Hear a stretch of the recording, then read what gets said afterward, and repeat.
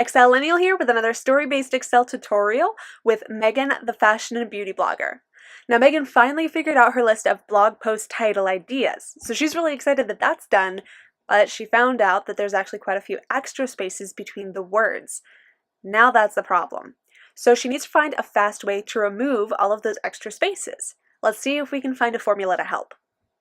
Now we already have a column that has the character count using the len function that we talked about in the last video with Megan.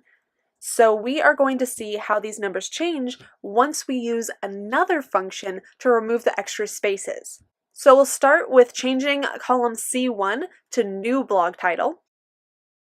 And then we're going to be using the function called trim, equal TRIM.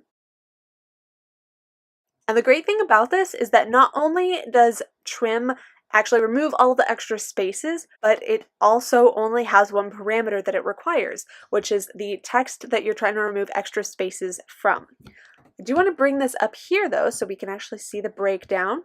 So we'll select trim. Now it tells you right here, it removes all of the spaces from a text string except for the spaces between words. So it won't remove every single space that you have. It only selects the extra spaces. So this is especially helpful. Now we're going to select the text in column A2 because that's our first blog post title in this column A. And that's the only parameter that it needs, so we can press enter. And now let's see what the new character count is. I'm just going to copy over column B into column D. So it'll give us the new character count. It already has the formula in there from the last video, so we don't have to worry about changing that formula, but it still gives us the new character count to the blog post titles that don't have any extra spaces. So you can see here that this is now 45 characters, including the spaces, and this one is 47, including the spaces. So this correctly removed the extra spaces using the trim function. So let's just drag this down here with the little square in the bottom corner. That'll fill in all the rest of these. And now we have our blog post titles here with the new character count. This one's 56, it was 60. 62, it was 63. This one's 48 and was 50. 64, this one was 70 before. And 60, 71. So you can see all of these, the character count went down and they already look a lot better. You can see in some of these, this one has a big space here. That's totally gone now over here.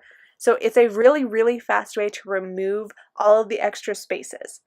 Now we do have to be sure that we copy and then paste, but we want to paste special so that it keeps the values, meaning that now when we click in here, it doesn't have any functions or formulas up in the formula bar. So now we know that we have removed all of the extra spaces. We can delete these columns since those are no longer needed.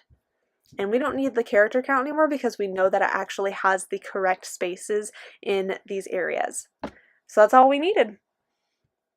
Megan is super happy to find out that this just takes a second to remove any extra spaces. So if it ever happens again, she knows she can quickly use the trim function that'll just remove any extra spaces except for the ones that she needs between her words. Let me know if you have any questions about this process, and until next time, have fun excelling.